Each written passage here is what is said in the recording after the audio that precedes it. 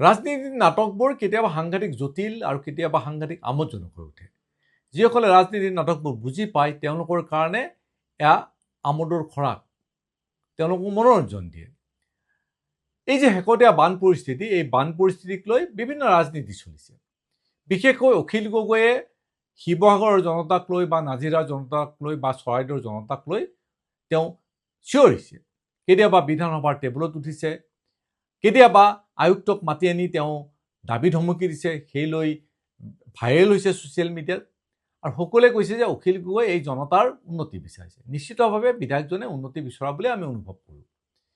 কিন্তু হাস্যকৰ বিষয় কি জানে? অখিল গগৈ এজন বিধায়ক আৰু সেই ধৰণৰ বিধায়ক অখিল গগৈক বাদ দি 125 গৰাকী আছে, তাৰ ভিতৰত মুখ্যমন্ত্ৰী আছে।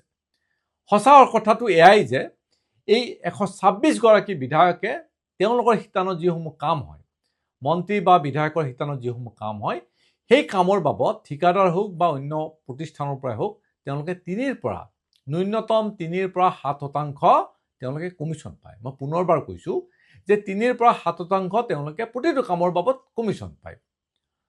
এতিয়া যদি আপুনি ধৰি লয় যে এই 3ৰ পৰা 7% কমিশ্যন এই মন্ত্ৰী বিধায়কবোৰে আহি থকা 2 বছৰৰ বাবে তেওঁলোকে গ্ৰহণ নকৰে বা গ্ৰহণ কৰি সেই ধন যদি এই বন্যাত্মৰ কাৰণে বা বানাক্ৰান্ত লোকৰ কাৰণে যদি তেওঁলোকে দান কৰে, তেতিয়াহ'লে মই ডাঠি ক'ব পাৰোঁ যে প্ৰতিটো পৰিয়াল, বানত আক্ৰান্ত প্ৰতিটো পৰিয়াল, বানত সৰ্বশ্ৰান্ত হোৱা প্ৰতিটো পৰিয়ালৰ একোটা RCC ঘৰৰ গৰাকী হ'ব।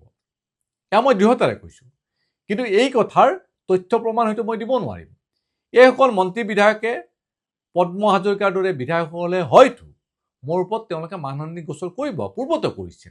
কাৰণ মোৰ হাতত এই ক্ষেত্ৰত কোনো তথ্য প্ৰমাণ নাই।